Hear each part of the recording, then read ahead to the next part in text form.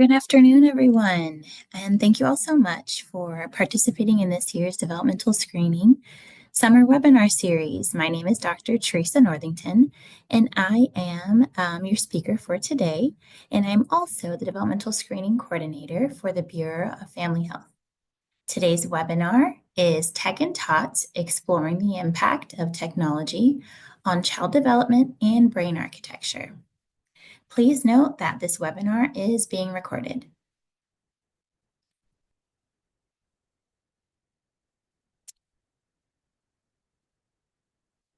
Next up, I'm just going to read a quick disclosure statement.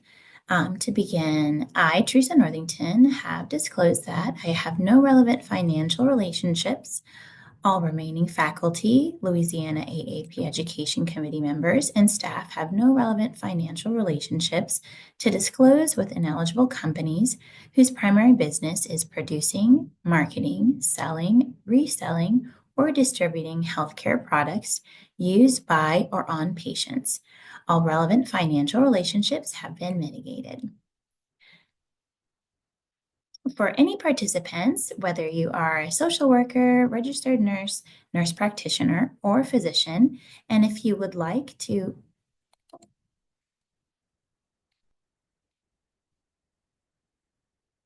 yes, Kaylee, are you able to hear me? I see somebody raising their hand. Okay, maybe not. Okay. If you would like to receive credit hours or contact hours for attending this session, please be advised that you must attend the session in full and also complete the evaluation that you'll find at the end of today's session. If you would like to, if you have any questions. Oh, thank you. That's strange.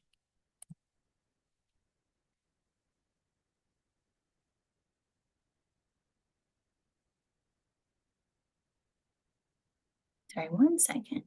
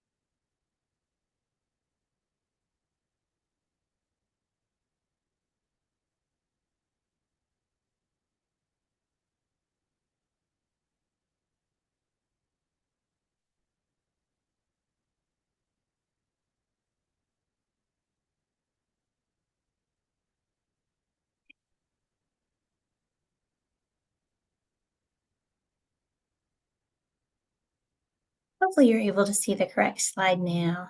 I think we're having a little bit of weird happenings on the slide deck there.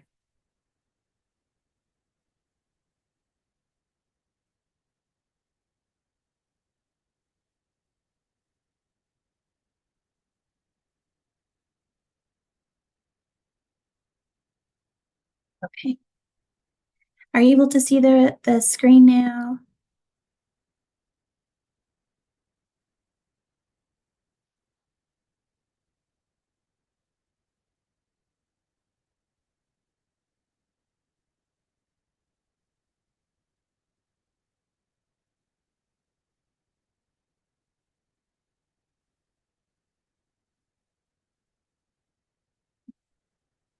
Sorry, y'all. It's kind of, I don't know what happened here.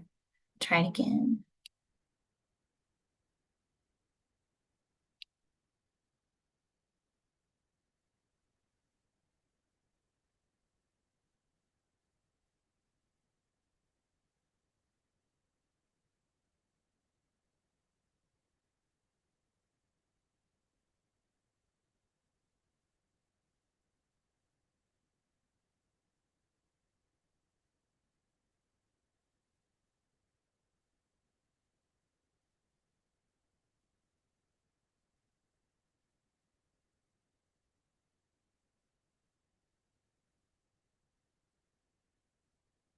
Okay, hopefully that's working now.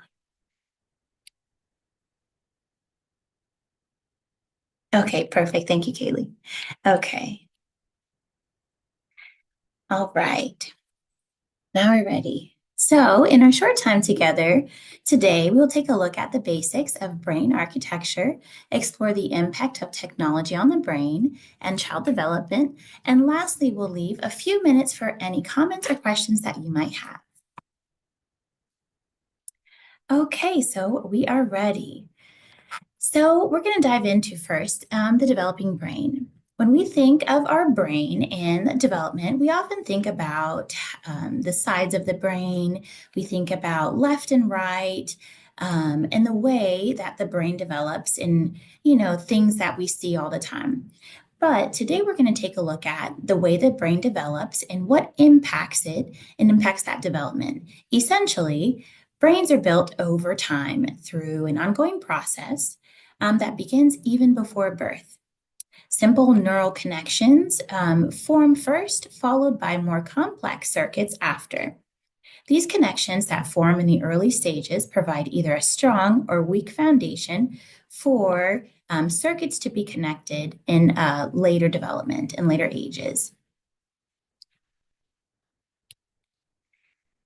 So while we're thinking about all these connections and how the brain kind of is forming and how it's being built, we want to just kind of insert a couple of fast facts to let you know about the brain. So more than 1 million new neural connections are formed every second in the first few years of life. So if you look at the graph over there, you can see that between that 0 and 1 year mark, there's a lot of things happening, whether it's seeing and hearing, receptive language, speech production, all of those things are at their peak in the first 12 months of life. So it's extremely important that all connections, all circuitry, all wiring are at optimal levels to take advantage of that time period.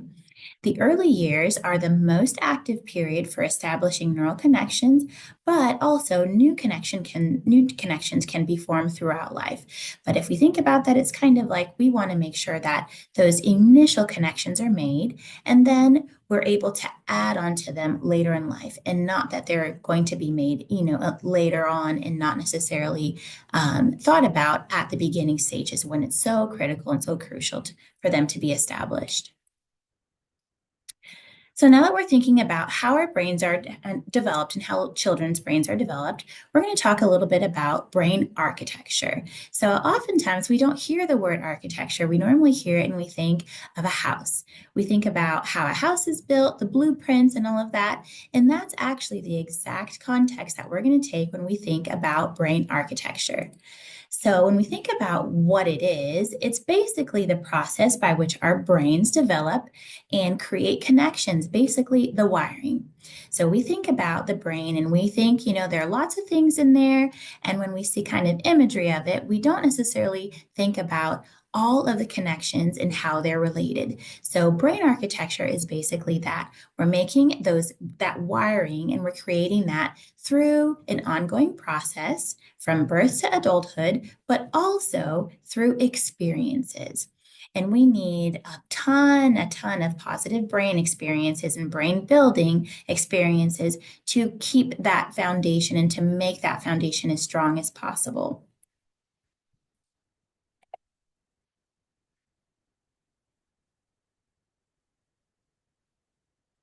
So, how does brain architecture happen? So, a lot of times we think about, if we think about a house, we think about the plans, right? We think about how we're going to build the house and what it's going to look like. And then we think about how it's going to happen. So, first of all, we think about the genetics.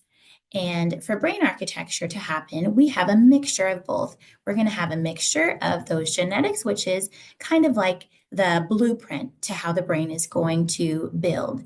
And then we have also the experiences, the how, the things that are building that house, which we might think of like the machinery, the actual the materials if we're thinking in context of an actual house. So the genetics are those things that we don't necessarily have too much control over, but with those experiences, we do. So we want to make sure that We understand that genetic components are kind of beyond our control, but the experiences children have can be curated, they can be purposeful and specific.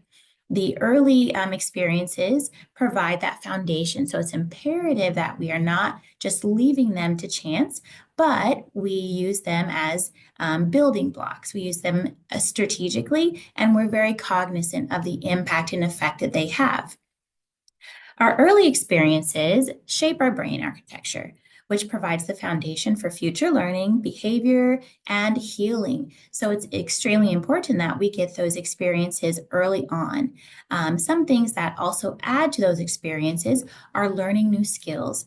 Learning new skills contribute to the brain, connections made in the brain as well. So when a child is exposed to a new experience and they have to start to figure things out, when they are given toys, when they are given things to explore, that all of those things help shape and mold that brain architecture, and it helps build it up.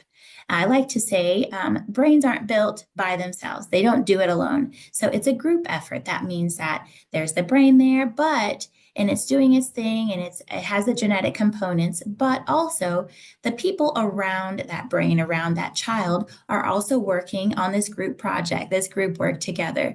So that means that not only is it the caregivers, but it can be also all of the individuals who have an impact or who touch the life of that child or that brain.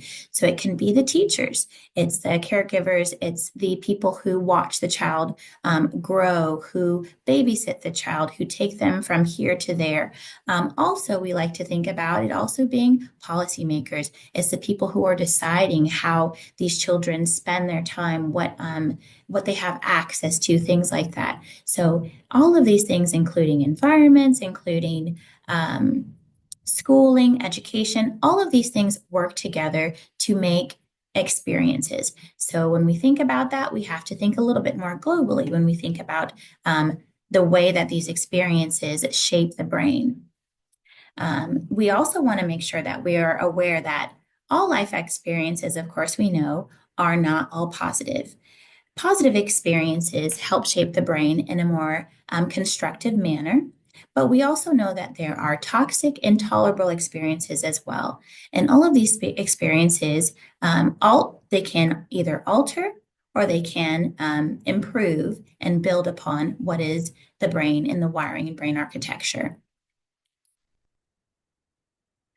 An example of this would be when a child endures a negative experience, which might be a whole host of things from lack of resources to not having caregivers in the home with them often, things like that, stress, trauma, all of those things. The foundation, if we're still thinking about that house, the foundation of the house is a lot weaker. So we think about the weaker the architecture, if we're thinking about our own homes, if we have an unsteady foundation and we have experienced, our house has experienced lots of trauma, be it from hurricanes to trees falling on the house, to flooding, all of these things weaken the architecture.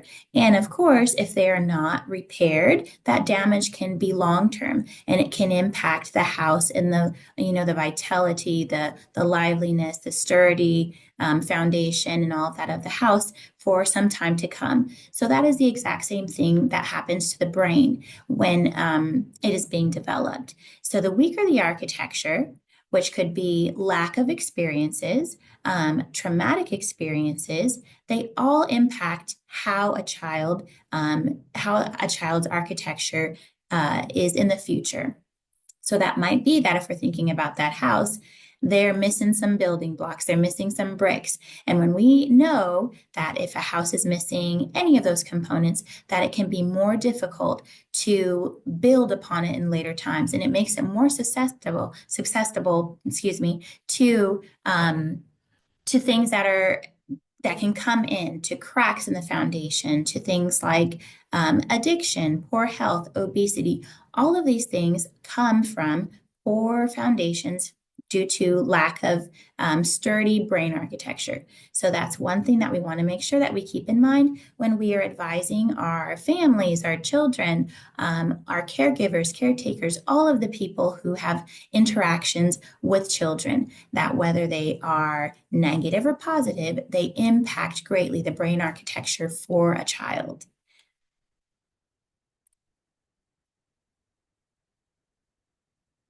So, why is this important? It's super important because we know that we want children, of course, to make all of the connections that are possible. But why specifically is brain architecture important? Because through this process, most early connections are made through serve and return interactions.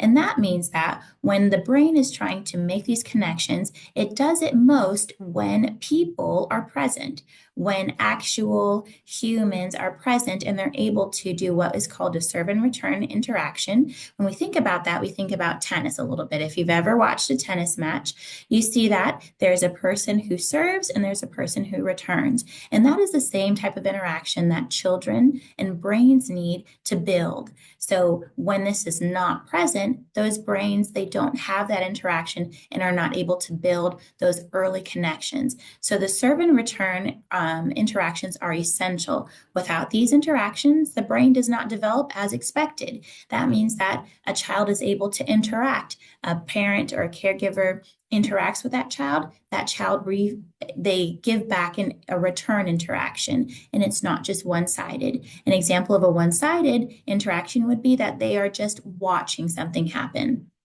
but there's nobody on the other side to return the interaction. And that's kind of where the issue kind of comes in for early connections. If there's no return, that interaction kind of fails, and it's not seen through as to be an actual connection made for that building of the brain. So we want to make sure that if we are interacting with children, it is a serve and return interaction, that we are allowing them time to actually respond, to actually react, to show understanding, to show lack of understanding, but that they're able to do that. Because when we know, if we're just thinking about ourselves as well, sometimes we have to think about things and go through things and process things to be able to make a connection. And that's the same thing for our children. So these serve and return interactions are critical.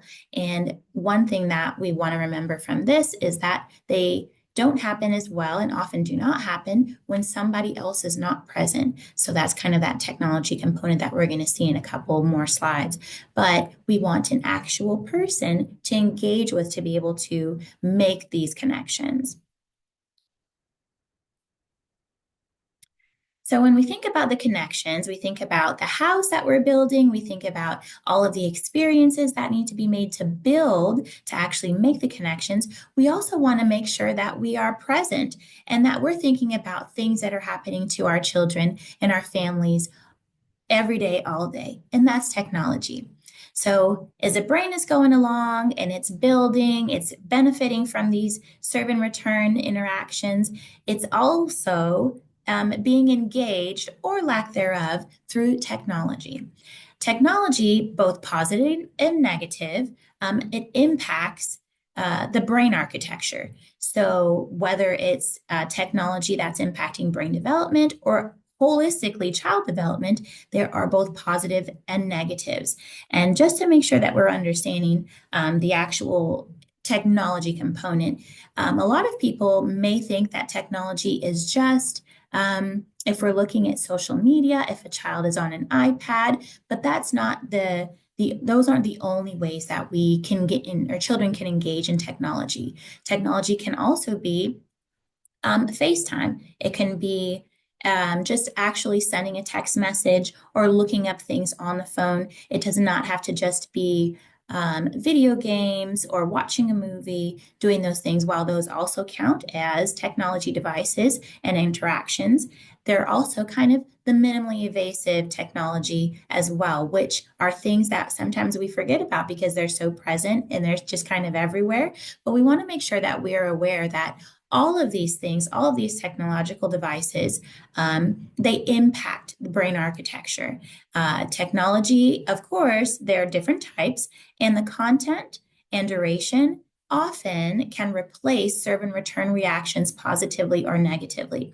And sometimes they replace them completely. And that's something that we want to prevent because when a technology is replaced, then it takes the place of a human, and that human has to come in and do a little bit more work. But oftentimes we see that technology is replaced and it's not, the human interaction does not come in and kind of try to fill the void that was created. It just persists. So that's one thing that we want to make sure that we understand when we're talking about technology and the impact on brain architecture. Another impact of technology on brain architecture is the element of stress. Oftentimes, according to research, there is an element of stress that impacts greatly brain architecture for children, and that's toxic stress. And that can come from just being on social media, that can come from video games, it can come from perceived realities, it can come from a host of different things that a child is trying to understand, and they can perceive it negatively or positively, but the stress also impacts their brain development. So, very important that we understand that that is also an experience as well.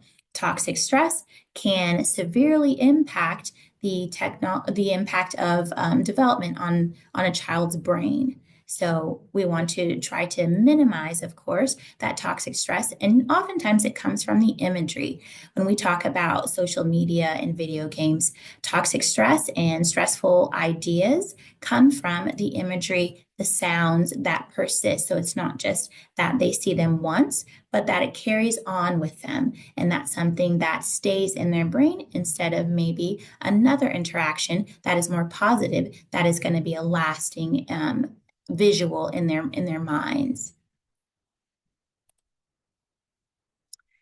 Additionally, according to a bit of research, there is also the impact of technology on early education. There was a really great longitudinal study that showed that there is a negative impact of excess screen time on fine motor skills with children who have more screen time, had less fine motor skill development in one year later. This same study also they took a look at 1,200 one-year-olds over the course of 3 years. And it showed that the one-year-olds who did not have any exposure to technology in their first 12 months of life, at year 3, which is the time when most research shows that not definitively, but that's kind of when the most between 0 and 3, that's kind of the most time for making connections. It showed that those who did not have access to screen time, to technology of any kind at the 3 year mark, they were over 75% more able to show fine motor skills, gross motor skills, and cognitive development than their counterparts. So that's a big impact of technology in that early stage, that first 12 months of life. Additionally, we think about it and we have to think about also the impact of children who are going to early education centers who are also using digital devices at those centers. So when we think about children, preschoolers now, we think how much time they're also spending at school. And it said, according to research, it says that a child who is in preschool should not have more than 2 hours a day of screen time on any digital device. But right now, from the 2019 study, it showed that back then, preschoolers were using those devices about 2 hours and sometimes up to that amount in the daycare center or in the learning center. So when they would go home, that number was exacerbated. So that's kind of something to also think about when we're thinking about the impact of technology on early education and those early minds. So we also want to think about the other side of it, the brain and child development. So we know some of the ways that it's imperative for us to, make sure that the children and those brains are developing for that brain architecture side. But we also want to make sure that the brain and the child are developing as well. According to research, children ages 0 to 8 years old. There you go. They need the developmental times to also develop their brain connections physically, socially, and emotionally. And technology, it can heighten also if for overuse, can heighten attention deficit symptoms. So oftentimes, even if a child is not necessarily an ADHD child or showing those symptoms, because of technology use, there has been a big, has seen over the past 3 years, a big shift also in the amount of children who are being diagnosed for ADHD, not necessarily because they may actually be ADHD in their, actual ADHD candidates, but they may just be because of the excessive use of technology. And this use has been shown to impair emotional, social intelligence, and can also lead to technology addiction. It can increase social isolation, and it can impair brain development and cause disruptive sleep.